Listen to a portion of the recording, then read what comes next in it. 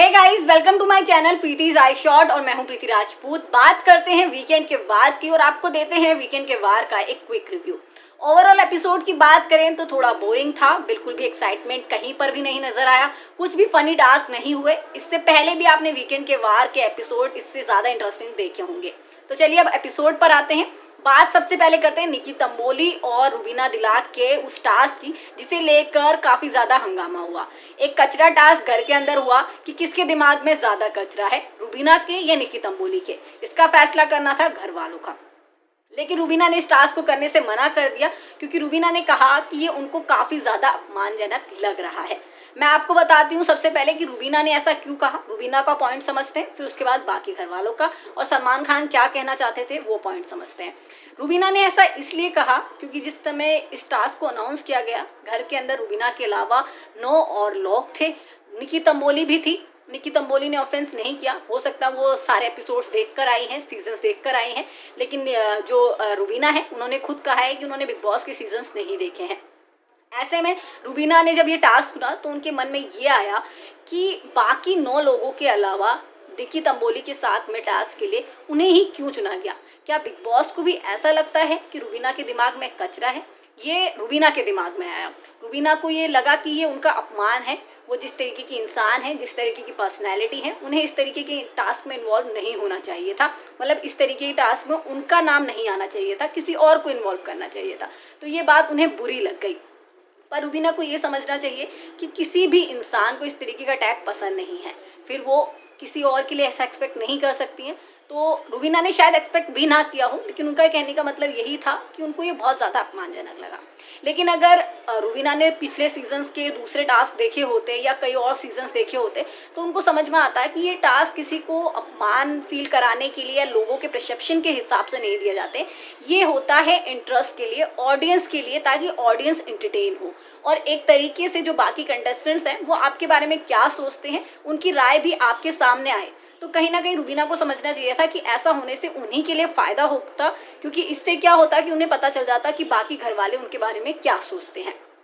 खैर, यही बात सलमान खान ने भी रुबीना को समझाई। लेकिन प्रॉब्लम यहाँ पर ये हुई कि रुबीना और जो सलमान खान का डिस्कशन था इस टास्क को लेकर वो काफ़ी लंबा खिंच गया, बल्कि ये आधे घंटे से ज़्यादा ये लंबा डिस्कशन खिंचा, जिस वजह से क्या हुआ कि जो एपिसोड था वो काफ़ी ज़्यादा बोरिंग लगने लगा। क्योंकि एक ही टॉपिक पर आप कितना बात करोगे यार, इतना लंबा। मेकर्स ने भी एडिटिंग में कुछ भी इम्प्रूवमेंट नहीं किया और इतना लंबा इस टॉपिक को लेकर गए। तो वो बहुत अजीब था कि एक ही टॉपिक पर इतनी देर तक बात करते रहो। फिर चलो, सलमान खान ने रुबीना को समझाया और रुबीना ने इस बात को समझ भी लिया और उन्हें समझ में आ गया। रुबीना ने कहा कि उनको ये सुनने में बहुत ज़्यादा बुरा लग रहा था, वो अपमानजनक लग रहा था, जिस वजह से उन्होंने ऐसा टास्क करने से मना किया था। लेकिन आपको बता दें कि कई बार ऐसा होता है कि हमें कोई टैग पसंद नहीं आता है, लेकिन उसके बावजूद भी टास्क किया जाता है और बाद में बोला जाता है। बस रुबीना की गलती ये हो गई कि उनकी जो बोलने की टाइमिंग थी वो गलत थी। उन्होंने टास्क करने से पहले ही इसे अपमानजनक बता दिया, तो ये उनसे गलती हो गई। हालांकि वोट भी उन्हें सबसे ज़्यादा मिले और सलमान खान ने ये भी पूछा कि अगर ये सब हंगामा नहीं हुआ होता तो रुबीना के खिलाफ कितने वोट आते। तो रुबीना ने यही कहा कि वो लोगों का परसेप्शन चेंज नहीं होता, चाहे ये हंगामा होता या नहीं होता। और ये बात सच भी है, क्योंकि घर में लोगों ने हर एक दूसरे के लिए एक सोच बना ली है, जिस वजह से अगर रुबीना हंगामा नहीं भी करती तब भी उन्हें ही सबसे ज़्यादा वोट आते। जिसकी 2 वजह हैं, एक तो निकी तंबोली के दोस्त ज़्यादा हैं, दूसरा ये कि रुबीना के साथ में लोगों की दुश्मनी ज़्यादा है। तो ओवरऑल कहीं ना कहीं से रुबीना को ही ये ज़्यादा वोट इस टास्क में मिलने थे। लेकिन रुबीना को स्पोर्ट्स स्पिरिट दिखाते हुए कहीं ना कहीं से पॉजिटिवली लेना चाहिए था।